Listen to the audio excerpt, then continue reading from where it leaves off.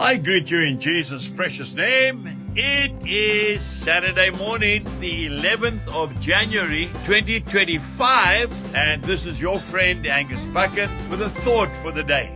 We start off in the Gospel of Matthew, chapter 15, verse 11. Jesus says, "Not what goes into the mouth defiles a man, but what comes out of the mouth, this defiles a man." You and I have to clean our act up. Yes, we need to check our hearts today because it's more than outward appearances. You see, Jesus and his disciples were eating some food. They hadn't washed their hands. They'd probably been on the road. The pious Pharisees and the scribes started pointing fingers. They said, "Look at these men. They don't even wash their hands before they eat." But the Pharisees and the scribes went through all their rituals, their traditions. They had a special way of washing their hands, of washing their utensils. But inside, they were rotten. And Jesus saw it. We must not be hypocrites. As believers, we've got to be an example to the world.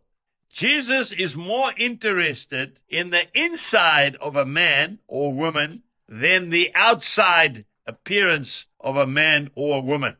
Matthew chapter 23, verse 27.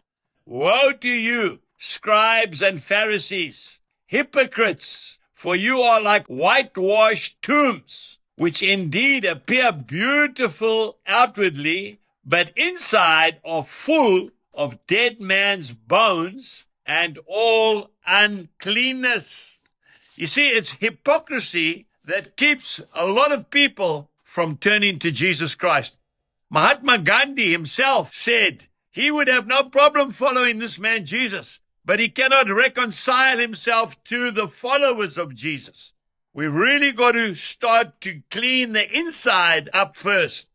I looked up the Oxford Dictionary to find out the literal meaning of the word hypocrisy, and it's quite scary. It says, behavior in which a person pretends to have a higher standard than what they really have. You know, one of the saddest things that happened to me as a new Christian many years ago, I heard the story, a true story, of a pastor. He was a very fine-looking man, young man, always well-dressed, well-spoken. He preached a great message, and he went away on leave for a couple of weeks, and he left the key of his post box with his secretary. And his secretary would go and take the post out every week. And she went this one week and took the post out, and there she found a pornographic magazine that this pastor was subscribing to. You see, he had forgotten that the magazine was coming through his post box.